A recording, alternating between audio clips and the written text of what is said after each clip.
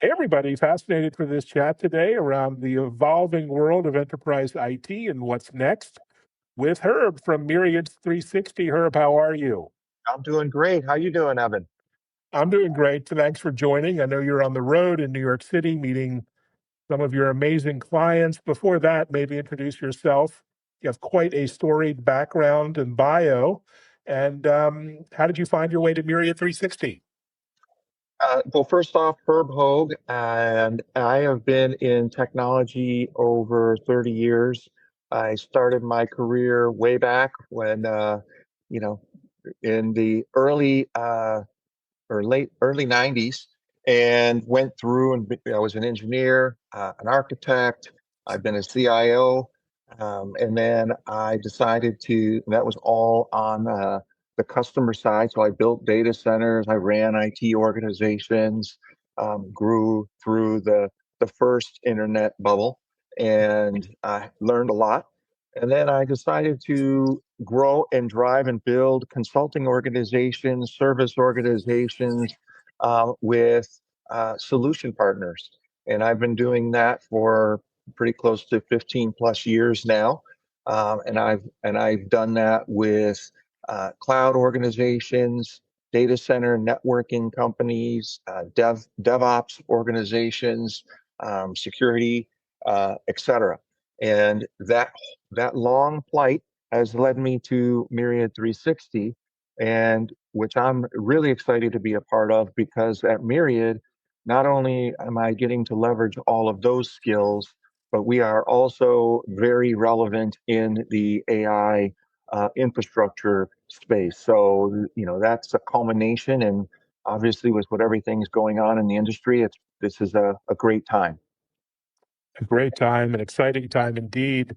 And how do you describe Myriad 360 today? You do so much. You're a solution provider, MSP, value-added uh, provider of sorts, but you describe it. I don't think I'm doing a fair job. Sure. We are a AI infrastructure company, a Mm. cloud solution company. We also do data center services and solutions, as well as security. Those are our key focus domains. And anything that is adjacent to them, we generally are supporting. Got And it. we're And and we're a 22-year-old company. you can't say that about tech these days much. So you work with real industry heavyweights, who's who, from Microsoft to Cisco, AWS, lots of emerging players as well. What have you learned about building these partnerships and ecosystems over the years, the decades? Yeah, great question. I think the most challenging is that in the data center space, you have more stability in the partner landscape because you have more larger, more established. Yes, you have disruptors that come in, but that space has been relatively consistent with which partners are there, whether that be Dell or HPE or NetApp or Pure, companies like that. Mm, On the security landscape, it has been much, much more disruptive. There is a lot of net new niche security component players that come out daily, and the rate of change of those toolings, as well as their applicability with certain use cases, is constantly moving. And as the threat landscape continues to evolve, especially now with AI, that landscape is just moving all the more faster. So that has been something that I think is a challenge from a client perspective, but also for a partner, just to maintain awareness and visibility of that rate of change. And then obviously AI has thrown a big wrinkle in everything. So you layer that over top, and in my career, I've never seen as much disruption in any hype cycle as I'm seeing right now. to say the least. Yeah, AI is dominating the headlines, but beneath the headlines, let's talk about what's really happening in agentic and Gen AI. How do you see it from your bird's eye view, reshaping IT infrastructure, operations, even leadership roles? Well, I think we're obviously still in the very, very early innings. But what I think is unique about this hype cycle is we went from hype to starting to see it actually take hold in a very short window of time. When you compare that to the cloud move or other moves that we've seen, those took much, much longer to mature. So that's one thing. Organizations are much more open to looking at it. I think the biggest challenge that companies are having is not with AI functionality within existing tools. Mm, Lots of the providers have done a very good job adding AI functionality to their existing tool sets.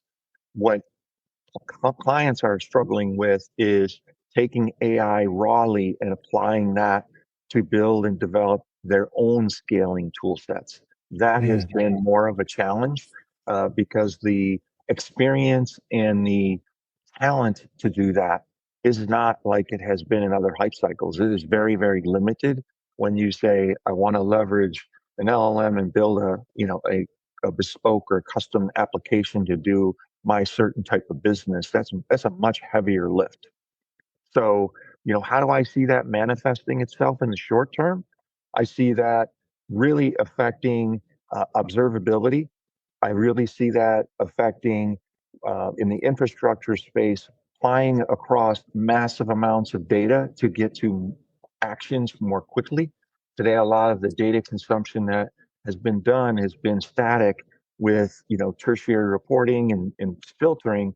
But now, when you can take that data en masse and apply it across several different data points, you can get to actions much more quickly, whether that be in security or infrastructure.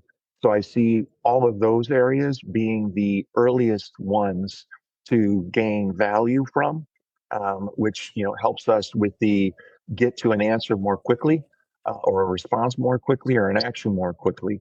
I think those will be and are, from everything that we're seeing, the areas that clients are looking to first. great insight. And so with the AI workload surging, you have these new hybrid work modalities and new applications. You're deeply involved in the underlying network and infrastructure strategies. How do we adapt? I mean, we just can't throw more and more infrastructure at this problem. The data centers will be full. What new thinking needs to happen to shift the mindset and the architecture? Yeah, that's another good one. And I think about this one daily. Yes, the infrastructure, the core infrastructure is growing at a pace we've never seen before. No question about that. But I also see the edge evolving. And when I think of edge, I think of that in twofold. The near edge, which is from not just your access point, I use that term lightly, um, but also your device. I think as AI matures, and we're already starting to see the technology be able to do this, you're going to be leveraging AI in a two-step fashion. You'll have local AI of some sort within the application or the function or whatever you're doing. You may have near AI, and then you may have hardcore AI. For deeper research, greater data sets, et cetera. And what does that give you? Well, that gives you more speed to response, number one. That gives you more tailored experience for the individual, but it also reduces latency and network load of parsing and driving significant amounts of data. And I think you're going to see that continue to evolve. You'll see that evolve with applications. I don't think we'll go back to fat apps of the old, but I think we'll be in some type of hybrid element of that where companies will be able to have, or architecture will be able to have a local AI minimum model, and then the heavier model for the deep research. And you already have the interfaces to do that today, but it'll be a little more elegant in that construct. Awesome. And the other balancing act, I think, people are trying to manage is technical debt, the legacy systems deployed over decades, and all of these new cloud first, the AI first applications that are sexy, but a challenge to deploy widely. How do you find the right balance between the old and the new? That's an ever evolving Mhm. challenge. I think cloud has helped with some of that, right? And most organizations are in some type of hybrid construct today. I think as the initial phase of cloud adoption has taken place, a lot of that consumption has been taking place in the hyperscalers and the service provider space because it's Mm. readily available and easy to digest, and you don't have the heavy technical talent cost of trying to get that established. I think over time, as that tech debt rolls off, and maybe there is sensitivity to data, industry specific data requirements. We're in the early innings, and I think the data governance rules haven't fully been matured to digest the impacts of AI and how AI stores data. But I think those will also mature rapidly. EU is usually a leader in that space, so we'll probably see more and more enhancement, which will then dictate where things need to be as far as the governance models. But I think it'll be a transition, and the uplift cost is very heavy. But I think the first place you'll start to see it will be on the client side because that's the lowest cost. Again, back to those other architectural enhancements that will happen, which enable it. Great point. AI is forcing us to rethink everything from our skill sets to upskilling and education learning, how to invest in our people with these tools. Maybe describe internally some of the challenges and opportunities you see with your team of consultants and network engineers and architects and the whole crew. Um, how are you changing your approach to work and working with clients? Great question. I think back to that earlier point I made around the rate of change. The amount of talent that is AI fluent is limited.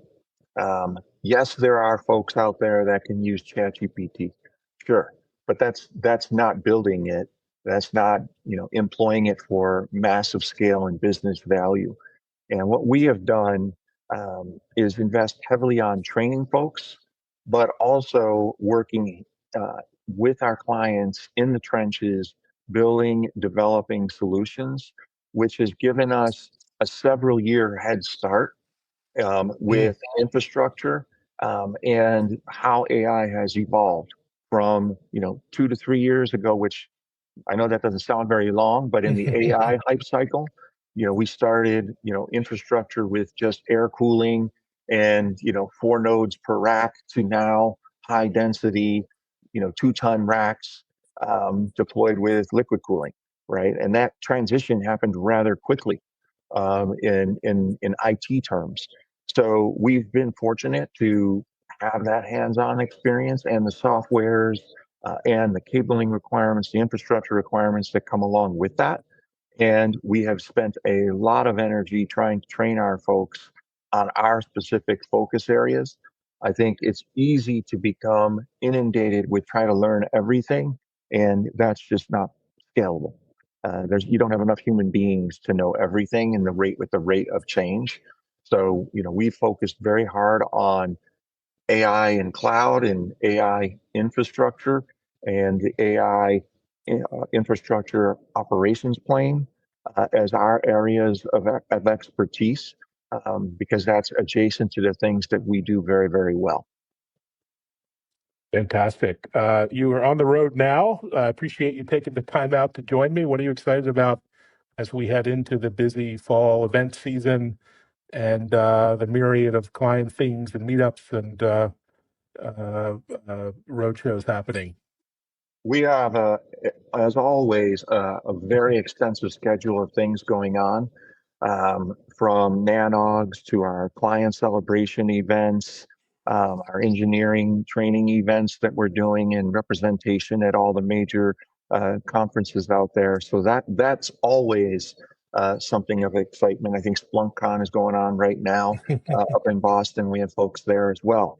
But when I look at the bigger picture, the most exciting thing is, the next level of AI maturity and adoption. And we're in the early stages, and again, of that adoption, and more clients are becoming more comfortable with how to consume it, and the business value that it can bring. And where we're playing in that early stages, and the work that we do with the very largest of service providers, we're fortunate to be in that space, helping them grow and mature and accelerate, and identify and support their needs. So that's it's fun to be on the inside of a hype cycle, and seeing it happen real time. So that's the part that I'm most excited about, as I look at where we are and what's going on. Fantastic. And just looking at your LinkedIn profile, I noticed you spent over a decade, dozen years in the Army National Guard. Thank you for your service. Lots of news today around the Guard. Won't get into that, but you must have learned some interesting lessons over that journey that you carry with you. Well, I learned a couple. The first is improvise, adapt, overcome. Right, you're going to, in our world, in this industry, you're going to have problems. You're not going to prevent every one of them. Things are going to happen, and can you adjust and think creatively and get around those? And that was something that was extremely important for me in early in my life. And then I would say the other one is provide a vision and empower people. Trying to, especially in this type of day and age, trying to micromanage or manage every element of people's activity is extremely difficult to do and taxing. And if you can get a small group of people to identify with the vision and the true north of what you're trying to accomplish, and you have consistency and trust, they can move much more quickly than a larger organization, and more effectively with a higher quality. And that's the other thing that I take away from that period of time. And I've been fortunate to leverage those things though we are a 22-year-old company, we're a good sized company, but we're obviously not thousands and thousands of people. But that enables us to move quickly with the market conditions, and also myself with the market conditions, as life has thrown interesting paths in front of me. Well, wonderful vision and mission, and congratulations on all the success. Look forward to checking in and see how things are going next year. Thank you very much, Evan, for the time, and look forward to doing this again with you. Thank you, and thanks everyone for listening, watching, and sharing this episode. Be sure to check out our sister TV show, Tech Impact TV, on Bloomberg and Fox Business. Thanks, everyone. Thanks, Herb. Thank you. Take care. Take care.